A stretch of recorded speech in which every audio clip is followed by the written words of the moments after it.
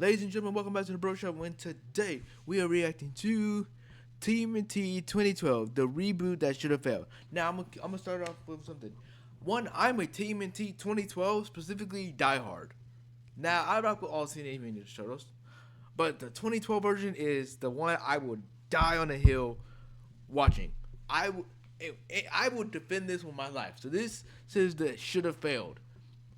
They better watch their words carefully, bro. I will defend this with my life. All right, here we go. This is by Sky Saturn. Let's get it going.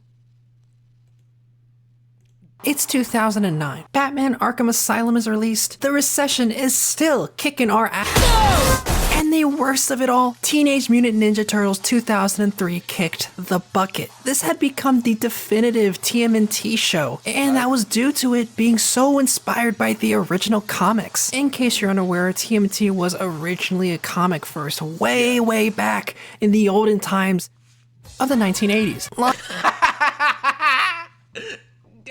He said the older times of the 1980s.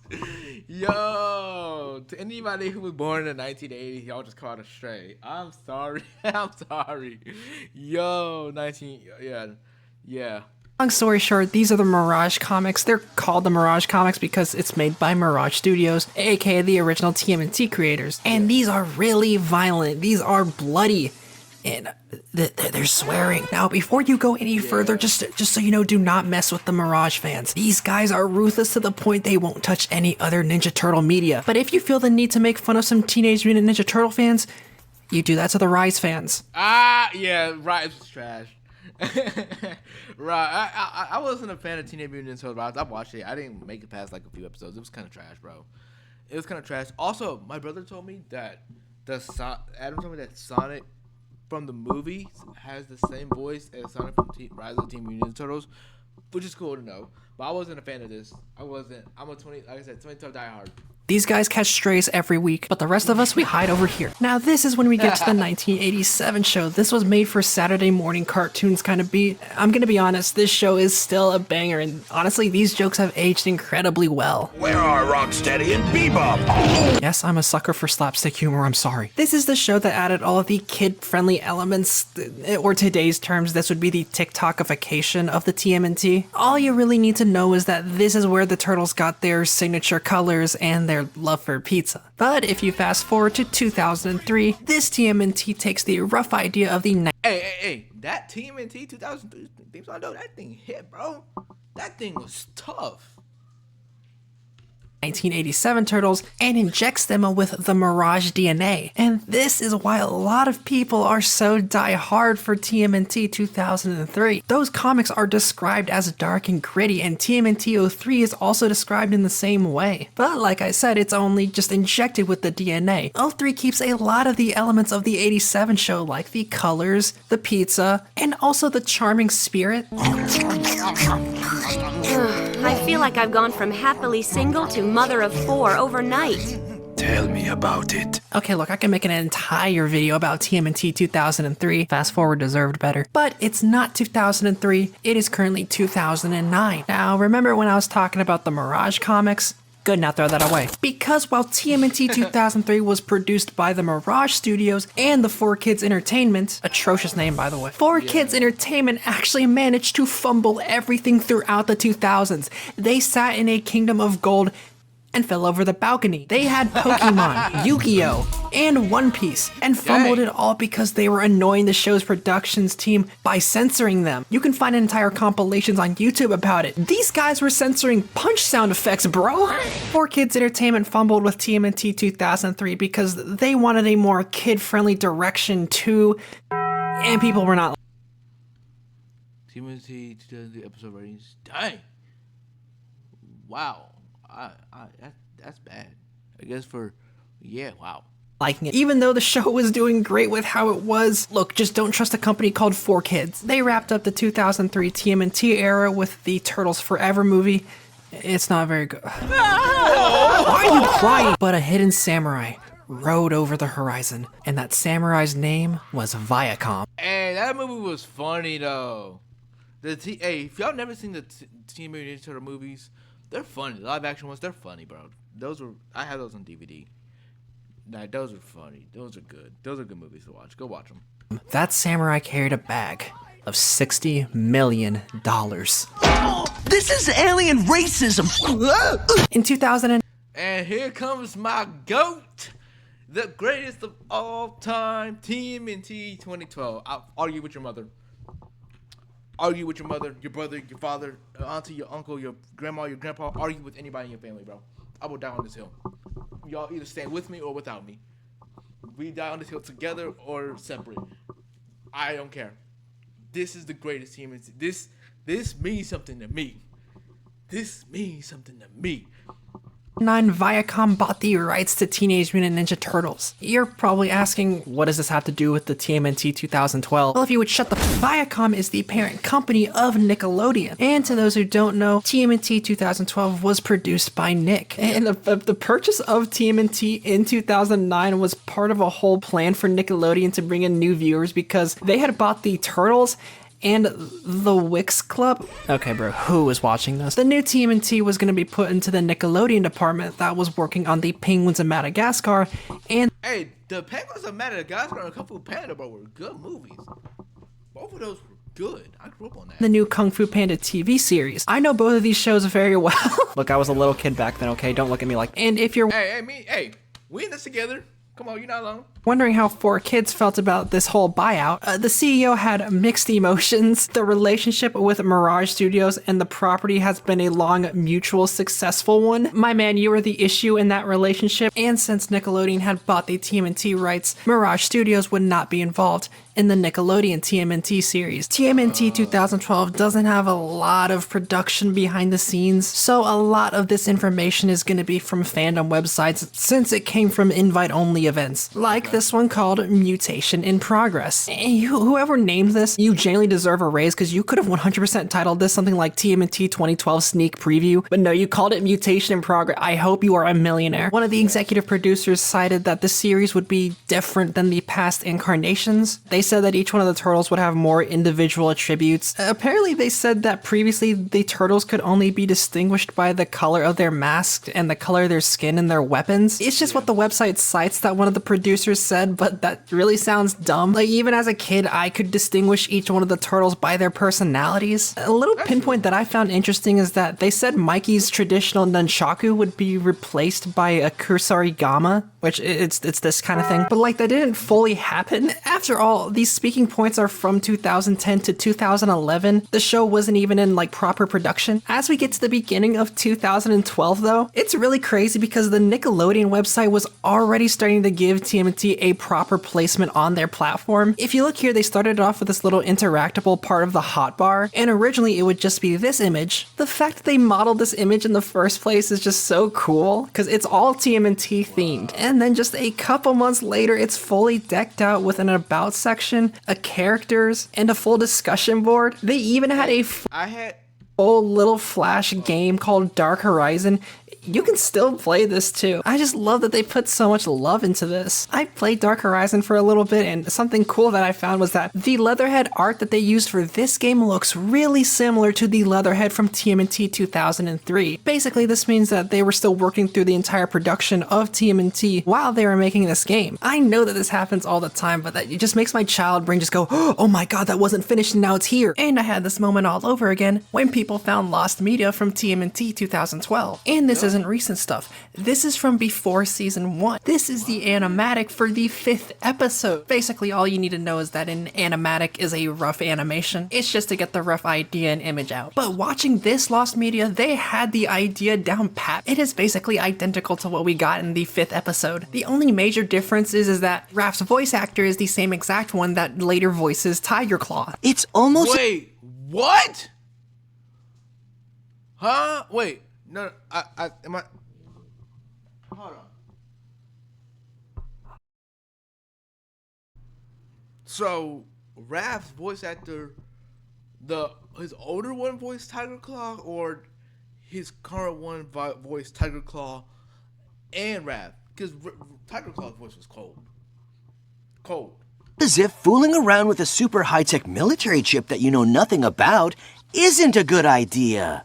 Really? You think this is the time for that? You got a better time? This is the Foot Clan you promised me? Okay, maybe. Okay, so this is the older one. I think this is old voice actor. Okay. Must say, Master Shredder, I am disappointed. And these dudes on TikTok say voice actors are talentless. The other one is a full animation though. This one is especially cool because you can tell in this test animation, this is roughly the same script as the first episode. See, it's a brain thing. I told you. Even some of the same motions are the same ones used in the final episode. And the only main difference is the background set piece, probably because that was the first one they had done. But besides these two pieces of lost media and some concept art, we don't know much about the pre-production of 2012. Just in the back of my head, I hope one day that some of the members of the team just release some more of the lost media. I would like to know how much of this was changed. But especially my favorite is looking at the model sheets. I may be an S tier Raph hater, but they really got his character. My favorite part is he has bad disposition when he cracked his shell in the sewers when he was young. And it's hilarious that he's only 5 foot tall. They also did good on their promise of Mikey having a Kusarigama, but they combined it with the nunchuck. I find it kind of crazy that they established Donnie's interest in April so early, like into the concept. Dang, the fact that he was down bad by concept is crazy. Donnie, bro, simp through the rest of his years. All right, bro was down bad from the start. Concept art, and they did Leo a huge favor by giving him at least like a little bit of quirks, like him loving Saturday morning cartoons. But the end all be all was it all worth it? Don't make me smack you. Oh my god, was it all worth it? On September 28, 2012, Nickelodeon aired a 2-part premiere for the Ninja Turtles. This had 3.9 million viewers, and it was the highest rated Nickelodeon series since 2009. Honestly, to say the show was a success is a bit of an understatement. This is a ton of people's first Teenage Mutant Ninja Turtles experience, and honestly, it's one of my favorites. It's kind of shocking because 2012 only ran for 5 seasons, compared to 2003 that ran for 7, and 1987 ran for 10 whole seasons. If we got look, I'm a TMNT 2012 diehard fan. I've stated that already. I think personally, I would have been down for 7 seasons, but I think if we did 7 seasons, it couldn't be filler. Like season, what is that, 4-ish?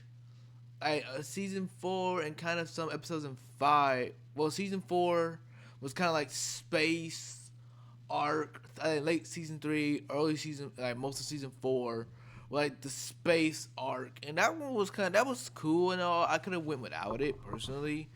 And season 5 was Tales of the Teenage Mutant Ninja Turtles, which was goated series. So I think without the space and like the random ones, like the time travel episode and everything like that, I think we could have gone without it.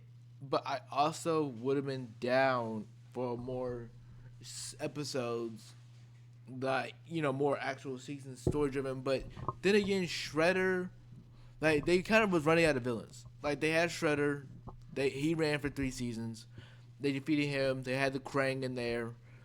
I feel like we could have done a second Krang invasion, but third Krang invasion.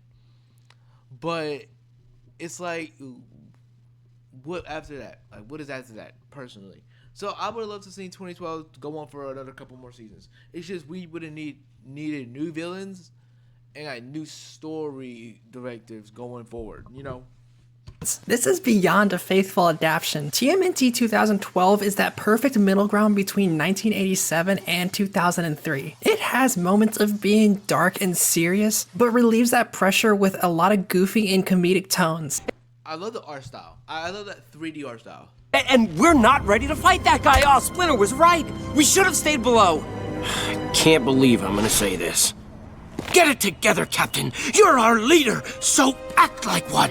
They also artistically distinguished each turtle. In 1987 and 2003, you could distinguish each turtle from their voice and their emotions, but if we're being truthful with ourselves, they all did look the same. It's not that it was a negative thing, they are brothers after all, but they were drastically overdue for some more expression. If there's anything that Ninja Turtles is really good at, it's adapting to new formats. And in 2012, it's the perfect mixture of just everything that we've seen. If this is your first experience to the Turtles and you really like it, it is the perfect launchpad to go to other forms of them. You could go from 2012 straight to 1987 and you would still like it. But now, why am I singing its praise if I said it? I've tried. Personally, I've tried. It's not for me. Shouldn't have worked. TMNT 2012 was honestly up against the ropes. It could have been shoved into a locker so fast just by TMNT 2003 and the 1990 movie existing. Now imagine seeing your holy grail go from this art style and then to this. Like I said before, it looks like TikTokification. It was dreadfully unfamiliar to the existing fans. Back in the 2000s with the 2003 TMNT, you would have associated 3D animation with Shark Tale. No one wants TMNT Shark Tale.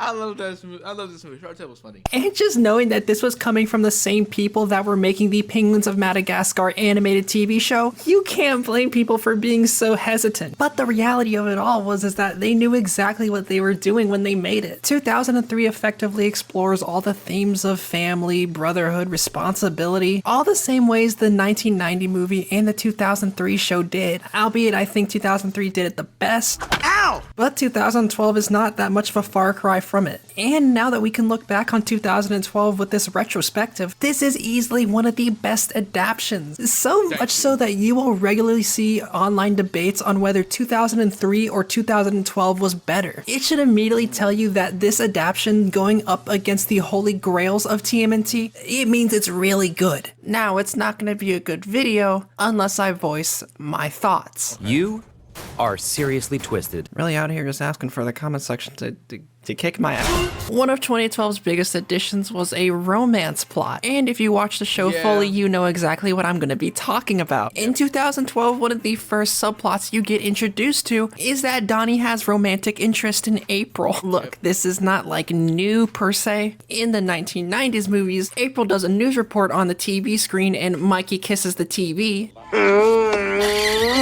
I'm in love. In the 87 cartoon, April gets a makeover and all the turtles gather around her and show interest and also chase after her. I think we should keep an eye on her. Better yet, too. Mondo Notion, dude. Well, what are we waiting for? Let's go! And even in the Mirage comics, there's little hints to it. But 99% of the time, it's a comedic jab. There's also people's headcanon ships. I know there are some of you Leo Sagi fans in the comments, but haha, it's never gonna happen. But with this iteration, we're genuinely supposed to care about it. Donnie is the singular turtle that shows any interest in April. And when I say this goes on for all 5 seasons, this goes on for all 5 seasons. And this is easily one of the worst parts of the show. Truthfully, it is not nearly as bad. Ooh, worst parts. Worst? Like, parts in...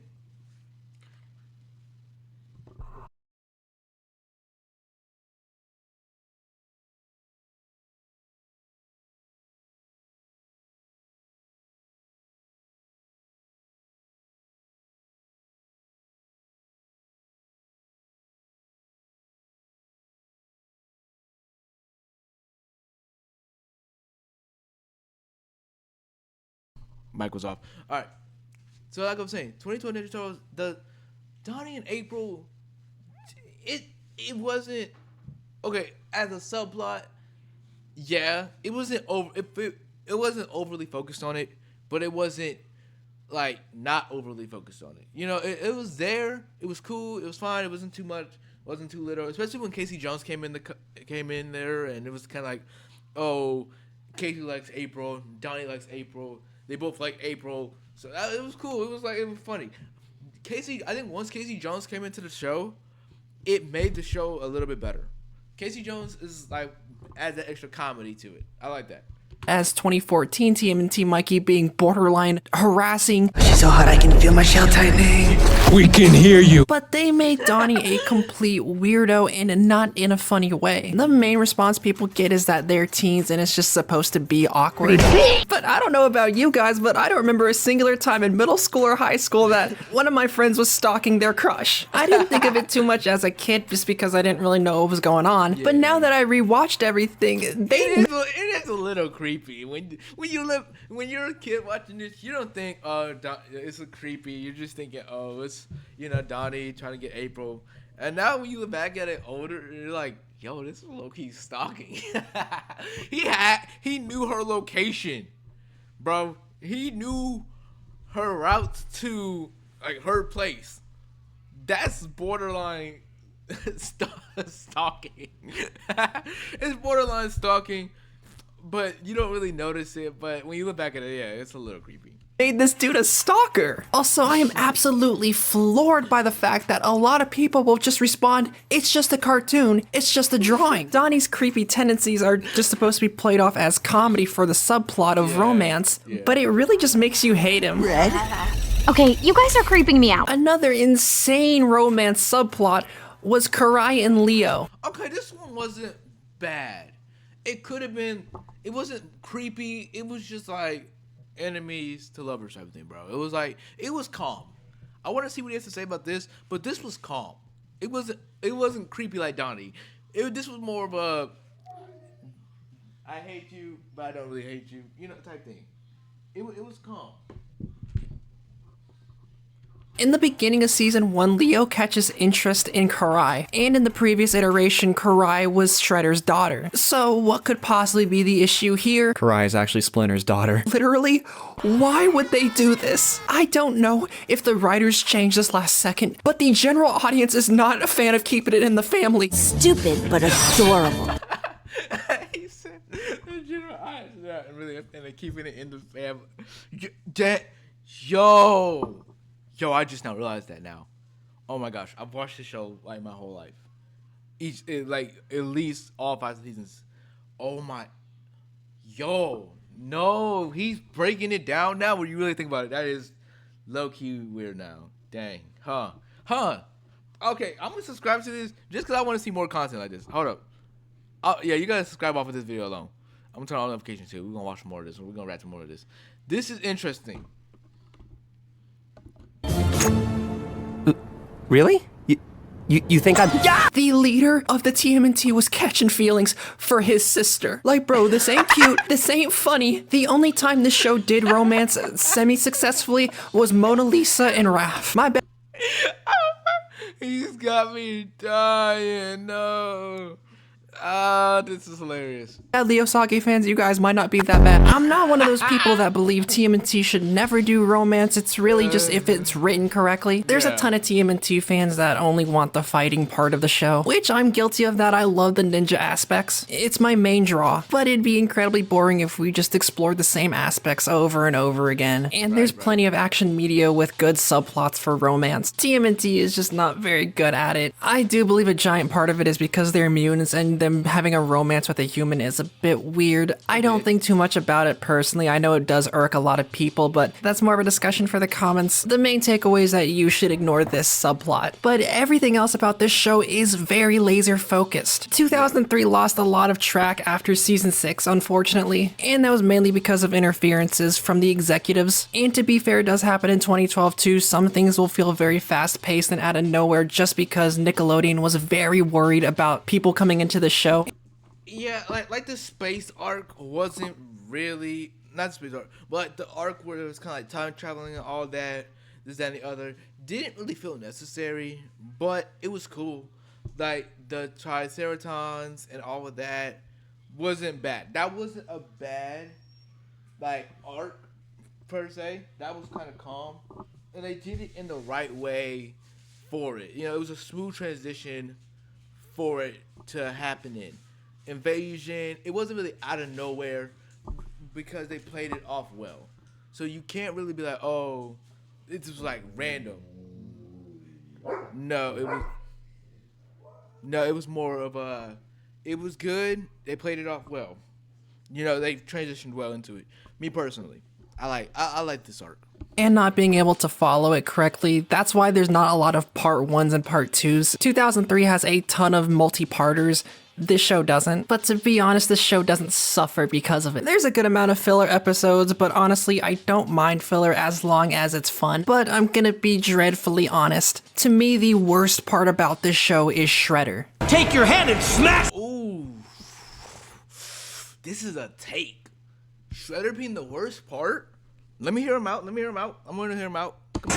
Okay, look, a lot of people just turned off the video, but hear me out. For a lot of people, this is everybody's definitive Shredder. He is terrifying and brutal, but oh my god, is he boring. This man's entire motto is, I hate my wife's boyfriend. Yeah, I mean, dang. Yeah, we put it like that.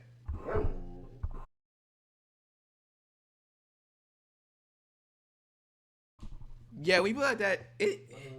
His revenge thing is, I do hate my wife's boyfriend.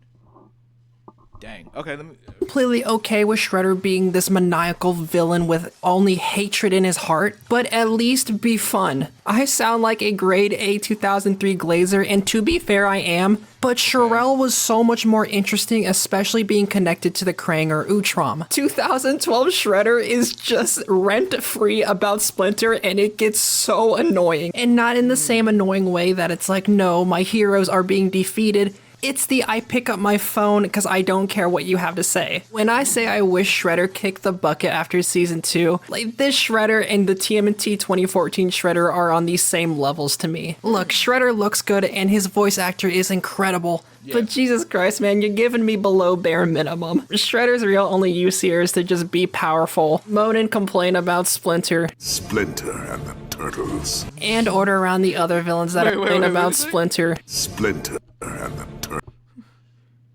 Y'all hear this every single episode. Yeah, you'll hear this every. Yeah, that's true. And order around the other villains that are just so much more fun to hate. Revisiting the series, I just wish Karai was the Shredder instead. It also just makes me. Karai is Shredder. It did sort of kind of happen. Once Shredder was defeated in that little time period where she kind of was running the Foot Clan, said, you know, with the Korokabutsu, Shredder's helmet.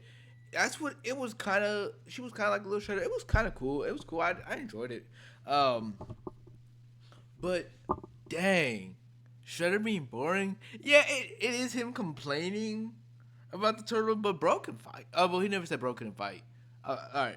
So thankful that future iterations don't have that much Shredder in them. I don't know if anyone feels the same way, but I just get so fatigued at this guy being the big final boss that I'm just so thankful that Mutant Mayhem and Tales of the TMNT didn't have him. I'll always love how maniacal Shirel is and just how slapstick evil Shredder 1987 is. Come back here with my command chair! That's an order! But TMNT 2012 Shredder is dreadfully overhyped. But he doesn't have any comedy to him whatsoever.